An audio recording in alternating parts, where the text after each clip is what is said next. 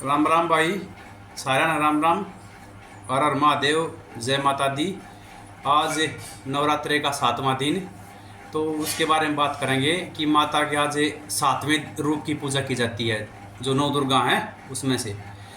तो आज का जो स्वरूप माता का, वो माता कालरात्रि का स्वरूप है। उनका ये स्वरूप बिल्कुल अंधेरे के समान काले वर्ण का है, लेकिन वो जो उनका स्वरूप है ना, उसका ध्यान करने से आदमी को सभी प्रकार के जो भय हैं, मृत्यु भय हैं, भूत प्रेत के भय हैं, और भी जितने भी भय हैं उनसे मुक्ति मिलती है। निर्भय हो जाता है व्यक्ति, साहसी हो जाता है, क्योंकि माता का ये स्वरूप ही निराला है। कालरात्रि का जो स्वरूप है वो माता ने धारण कराया था। उसके पीछे जो हमारे शास्त्रों में पुरानी कथा है वह इस प्रकार है कि एक बार रक्त बीज नाम का दैत्य था एक, जिसने ब्रह्मा जी की कठोर तपस्या करके उनको प्रसन्न कर लिया था, और उनसे वो अमरता का वरदान मांगने लगे। तो भगवान ने कहा कि जो इस सृष्टि में आया है उसकी मृत्यु तो निश्चित है, ये तो असंभव है। इस सृष्टि में कोई भी अमर नहीं है। ये सच्चाई भी है भाई।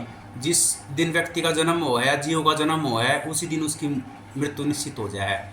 यह एक एक सांस है जो वो दोबारा नहीं आओगी, जो हमने ले ली। एक एक क्षण अपना जान लग रहा है, और धीरे धीरे हम सब मौत की तरफ ही बढ़ रहे हैं। तो फिर रक्त बीज ने जिद कर ली भगवान के साथ। तो भगवान ने कहा कि आप कोई दूसरा वरदान मांग लीजिए।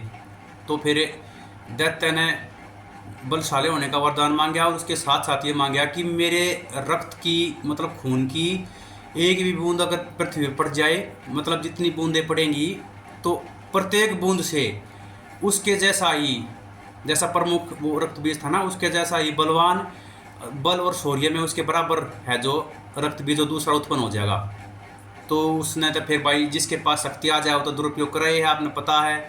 ये आप वर्तमान में देख ना करे हो, और भूतकाल में भी कद्यते चलता हुआ है। शक्ति जिसके पास आ जाए उसने इनकार हो जाए, और वो फिर अब खुद ने भगवान मानने लग जाए। तो उसने भी वही कराया।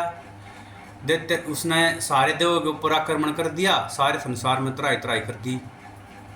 तो फिर माता आदिशक्ति जगदम्बा ने कालरात्रि का रूप धारण कराया, उसके संहार के लिए सारे असुरों का अंत कराया।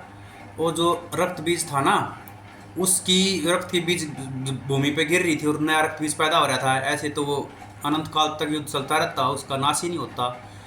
तो फिर माता आदिशक्ति जगदम्बा जो कालरात्रि रूप में आई थी, उन्होंने खप्पर में उसका सारा खून ले लिया, उसका गर्दन काटे खप्पर में रख लिया, खून इकट्ठा कर लिया, और उस सारे रक्त को माता आना पी गई। इससे उस दैत्य का अंत संभव हुआ। तो भक्तजनों के लिए तो ये परम कृपालु और दयावान है माता। इससे भयभीत होने की किसी को आवश्यकता नहीं है। आज के दिन इस कालरात्रि माता का ही ध्यान करा जाता है। तो आप सभी भक्तजन भी आज 7वां दिन नवरात्रि का कालरात्रि माता का ध्यान करें, और अपनी सेहत का भी ध्यान रखें भाई। घर पे बना हुआ ही खाए, सब स्वस्थ रहें। माता रानी कृपा सब पर बनी रहे। जय माता की, जय माता की, जय माता की सबको भाई। दूसरी बात जाते जाते कहनी थी कि भाई, आप लोगों के सहयोग के बिना तो मैं कुछ कर नहीं पाऊँगा, इसलिए आपसे विनती है, विनम्र निवेदन है कि चैनल को सब्सक्राइब करें, और अपने मित्रों के साथ और परिवारजनों के साथ अवश्य इसको शेयर करें, ताकि वो भी इसको सब्सक्राइब कर सकें भाई। राम राम।